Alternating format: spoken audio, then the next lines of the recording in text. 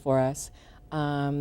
We had a very successful campaign here with a bank. I won't mention a name, Okay. and other real estate companies Correct. and local businesses, and some national advertisers. And it's been very beneficial for us in terms of getting additional revenues that allow us to continue the service level. However, I have to say, the downturn was pretty significant in our sales tax receipts. You would probably say to me, why do you need to raise fares if you got this advertising? But it's still about trying to balance the budget and still continue to provide the level of service that we're providing now. So the advertising filled a little bit of the hole, but the hole was pretty big. And expenses and escalation is continuing to grow. And I think everybody realizes that in their own personal budget. So do you foresee the advertisement area as far as increasing? We hope that it increases. Charlotte has been a market that hadn't been tapped for this in a long time. And so we have seen the demand, and we hope that we continue to see that demand. And so next year we are predicting in our budget that there will be some improvement, and so we're putting some additional funds in our budget. And again, I want to emphasize that even though we have this advertising, we want to put additional funds in our ADA paratransit services and keep our ridership level up and continue to provide the same level of bus service or a little bit more in the future. So these are ways that we're trying to ensure that we balance our program. Okay, we got the Democratic National Convention coming up in September. How is CAS preparing for this? Well, and we have to look at the needs of the Democratic National Convention.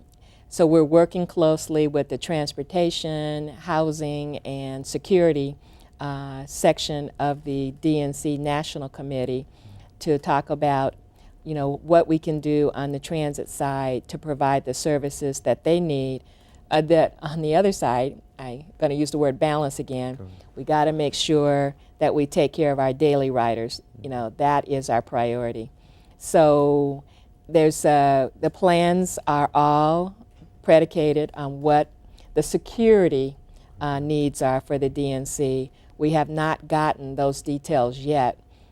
So at this point, we're trying to ensure that we plan in terms of what we think will be the fleet needs for the DNC, what exemptions we will need to run services and work with the federal government on those agreements to make sure we're ready. And then, we have to work very closely with the DNC security side and the FBI and the Secret Service. Correct. And so, it's the work is beginning, but I think you won't see kind of the major mushrooming of activity until early summer. Okay, I know that DNC is going to create a lot of, different changes. What should be some of the major changes that we should be preparing ourselves for right now for that time? A lot of people in Charlotte. Correct. I think that's what everyone is trying to figure out, how we plan for the influx of all of the conventioneers, all the media, and then how we plan to manage that congestion in uptown Charlotte. And then because the DNC has announced all of the locations for the hotels, it's how we get people from South Charlotte, Concord, and Uptown all into these facilities, pulse them in and out all at one time, because the convention time is all planned. There's caucuses in the morning and there's convention floor time in the evening. So I'm going to say I'm waiting for them to tell me, and I'm waiting for the police chief to tell me too. But you're going to do an awesome job, because you you have done so since you've been here. Thank you very much. You know, and it's, I guess, you know, we're encouraged to know that Ms. Flowers, you know, being that you're the CEO, that you're going to make sure that we are taken care of. And that's the priority. As I said, our priority are the people here in Charlotte, and we want to be able to serve on a national level too. But on a daily basis, we're still here with you. How can partnership create a new sense of revenue, source of revenue?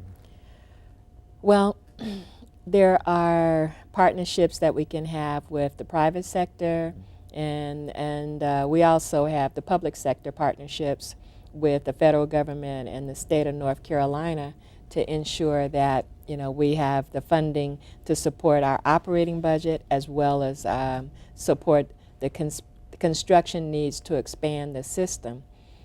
So those relationships are important to us. Those are traditional relationships that we have to rely on.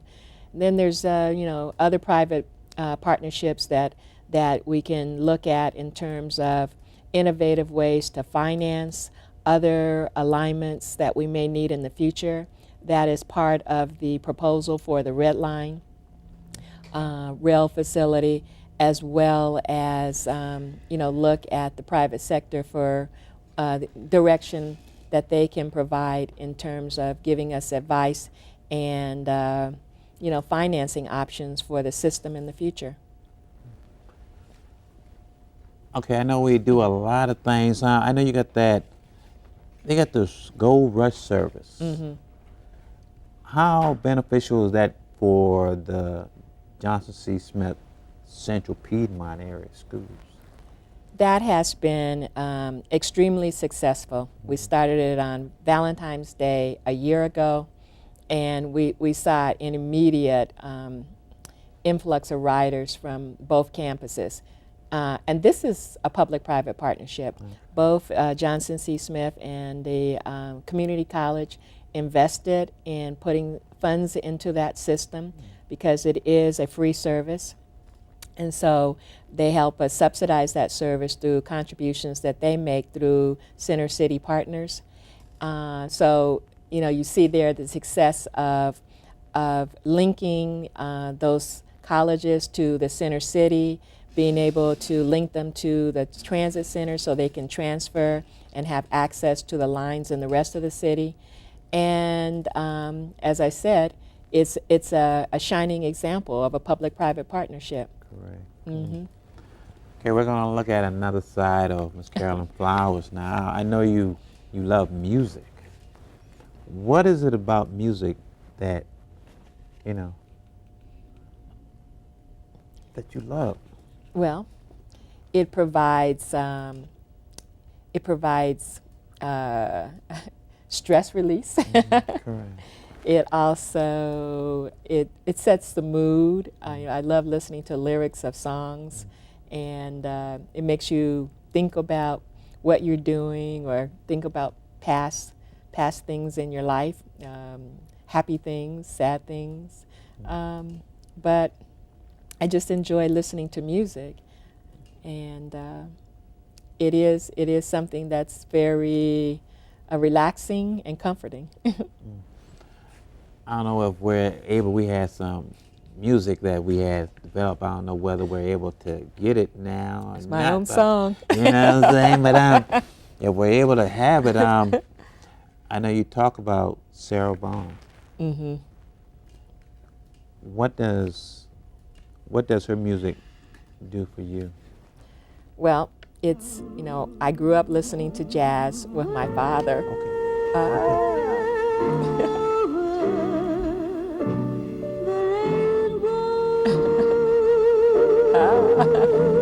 What does that do? What does that bring back?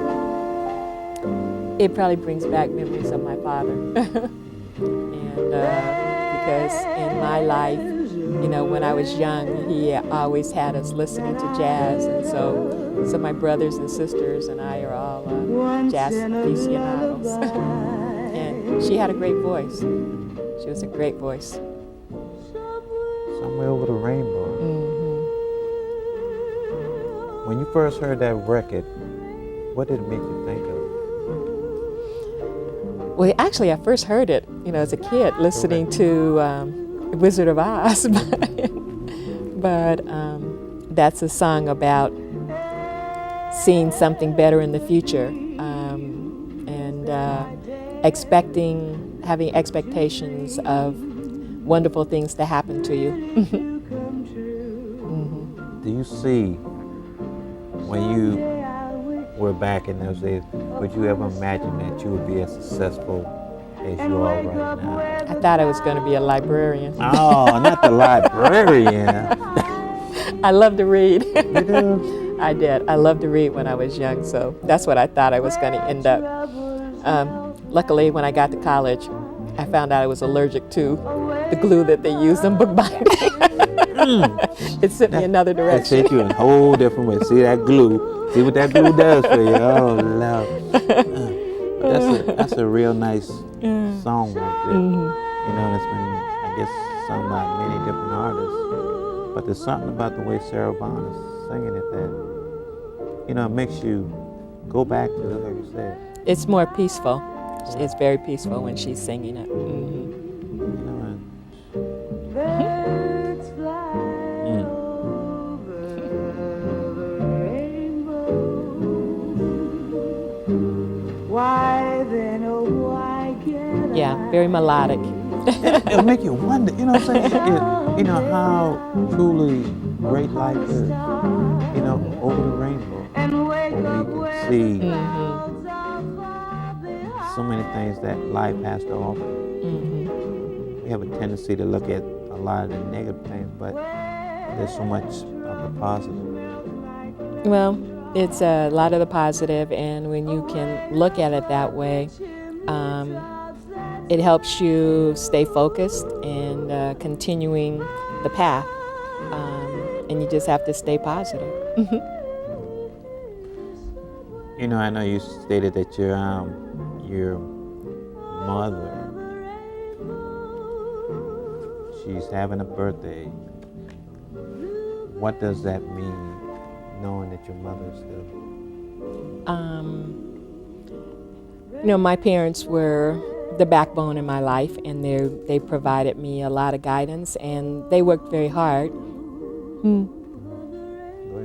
They worked very hard to ensure that we had, an education, and so, for me, I honor what she does and what she did for me, because it was a great support system that I had in my parents. You also have a sister. How do y'all get along? We're like the Bobbsey twins. You are? We talk every day. She's my best friend. She is? As she sees Carolyn Flowers, her sister, what does she say about you? She thinks that I've done a great job, and she definitely tells me how proud she is of me. Yeah. Ms. Flowers, I really appreciate you coming on the show. If you want to watch this show, ladies and gentlemen, just go on YouTube. Paul Brown Show with guest Carolyn Flowers. You be encouraged. Thank you.